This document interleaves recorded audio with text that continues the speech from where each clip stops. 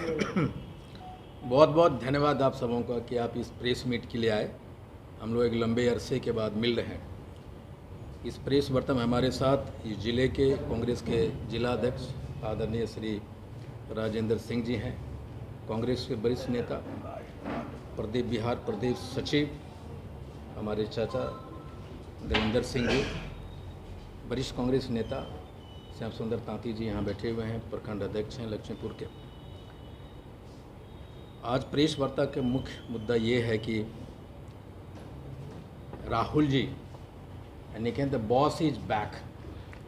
कांग्रेस का जो बॉस है, सुप्रीम कोर्ट ने और देश के जनता ने उनके प्यार से वो वापस आए और उनके वापसी जो सदस्यता बहाल हुई है लोकसभा की सदस्यता, उसके हम लोग पूरे जोश खरोश में आए। अभी आप देखे होंगे कि अभी जो लोकसभा में वो विश्वास मत पे जो भाषण हुआ, जो राहुल जी का 15 मिनट का जो स्पीच था, मोदी जी को बहुत पीछे छोड़ते हुए जिस भी प्लेटफॉर्म पे आप देख लीजिए, यूट्यूब पे देखिए, फेसबुक पेज पे देखिए या जहाँ भी देखिए, लाखों लोगों से जो व्यूवरशिप है उनसे बहुत आगे बढ़े हैं। एक ये है, तो उसमें आप लोगों का जो सोशल मीडिया है, बेसिकली जो मेन स्ट्रीम मीडिया है, वो तो राहुल जी को एक तरह से विलेन बनाने की कोई कसर नहीं छोड़ी। लेकिन because of the social media of the country, उसमें आप सारे लोग जितने भी हैं सोशल मीडिया, उन्होंने सच को सच दिखाने की कोशिश की है और उसी का नतीजा है कि कांग्रेस के राहुल या जो सच्चाई है देश की हालात को उस सामने लाया गया। उसमें आप लोगों के बहुत बड़ा योगदान है, जो यूट्यूबर्स हैं, और इतना प्रभाव बड़ा है सोशल मीडिया का आप जैसे लोगों का कि आप देखे होंगे कि मोदी सरकार के देश के और विदेश के नामी गिरामी यूट्यूबर को साइन किया है और मेन स्ट्रीम से हट के अब वो उनके जो मंत्री हैं उनके स्पीचेज, उनके इंटरव्यूज सोशल मीडिया पे आया जा रहा है, आप देख रहे होंगे। तो ऐसा लगने लगा है मोदी जी और उनकी सरकार को भी कि जो मेन स्ट्रीम मीडिया है वो सच्चाई नहीं दिखा रही, वो सोशल मीडिया के थ्रू आ रहा है। तो ये सारा क्रेडिट आप सबों को जाता है कि आपने देश के परिस्थितियों के विरुद्ध खड़े हुए और जो सही था वो दिखाए।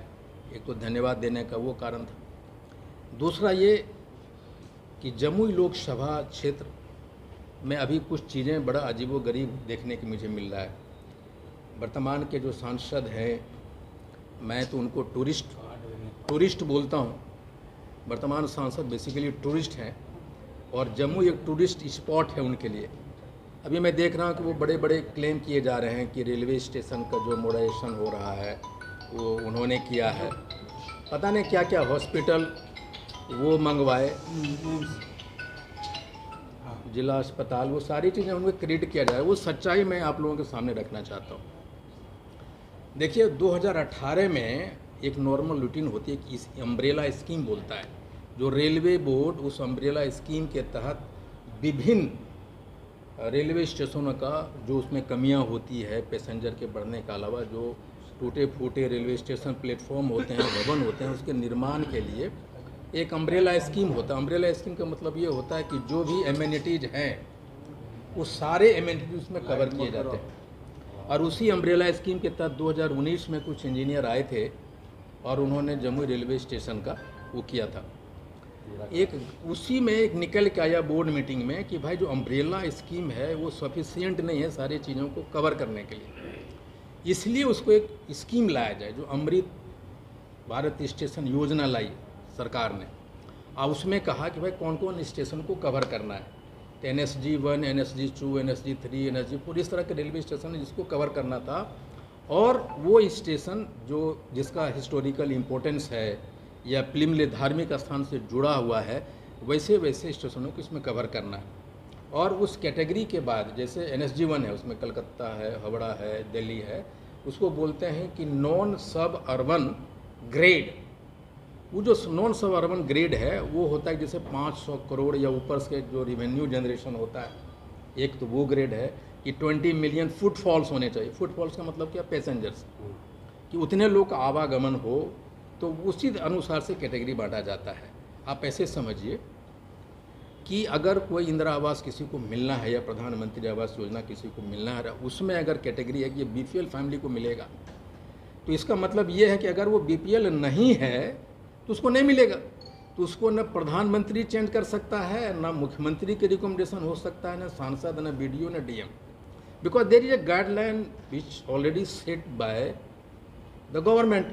तो उसी तरह से इस ग्रेड में जैसे सिमुल तल्ला और जमुई का, भाई दोनों के एक ही अमाउंट क्यों मिला?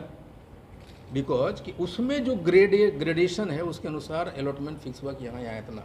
इसलिए जो यहाँ के टूरिस्ट सांसद हैं जो क्लेम कर रहे हैं वो बिल्कुल उससे कोई लेना देना इससे नहीं है, नंबर 1। दूसरा मैं देखा कि पोस्टर में कहीं कहीं लगा हुआ है कि 2000 उन्होंने स्ट्रीट लाइट लगाया। अब जरा समझिए, एक भी 2000 स्ट्रीट लाइट में कोई भी कहीं जलता हुआ मुझे बता दे।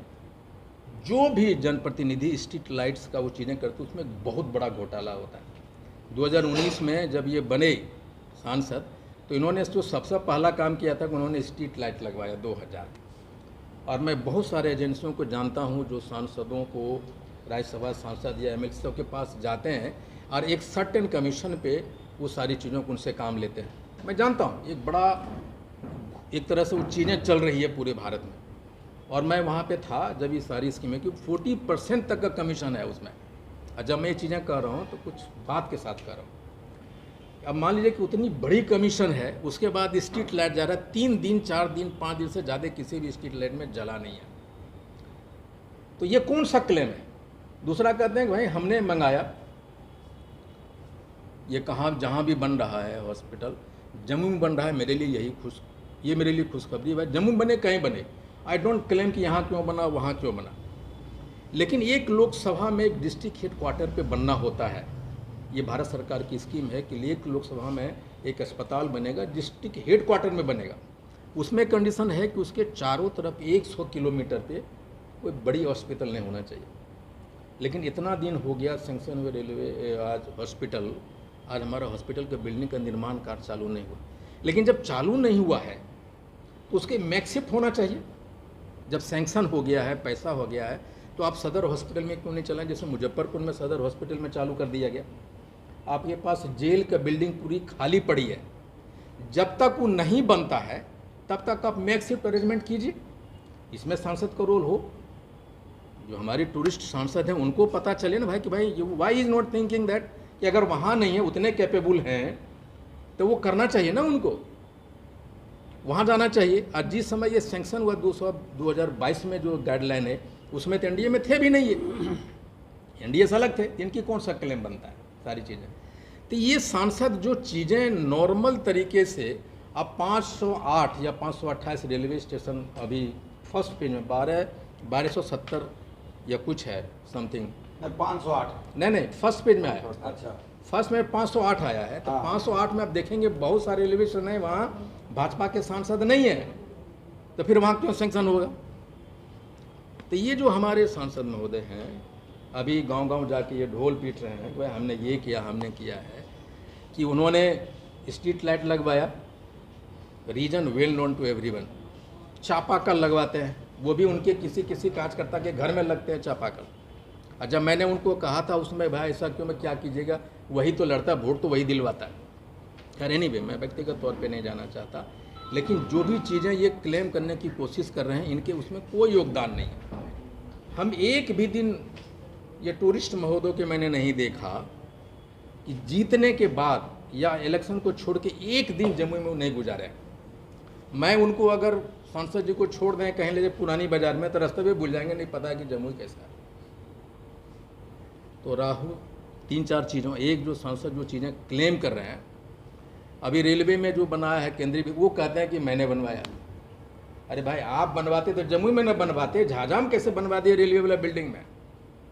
तो रेलवे अपने एम्प्लॉयज़ के लिए उसके एक वेलफेयर स्कीम के तहत वो चीज़ें वहाँ बनी है। तो आपने क्या किया भाई? He is claiming the tall figures and he stands nowhere, वो कहीं नहीं है।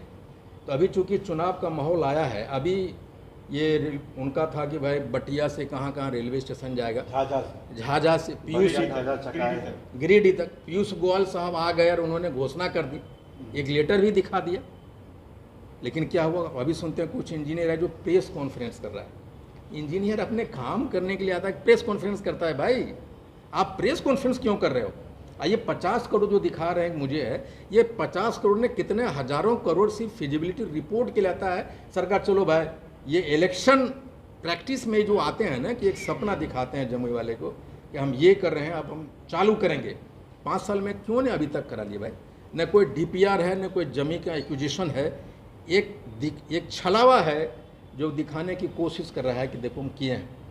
ऐसे हम भी कंसल्टेंट इंजीनियर हो, मैंने भी इस तरह की चीज़ें बहुत की है कि सरकार एक सांसद के लिए इतना तो कर ही सकता है 50 करोड़ भाई दिखाने।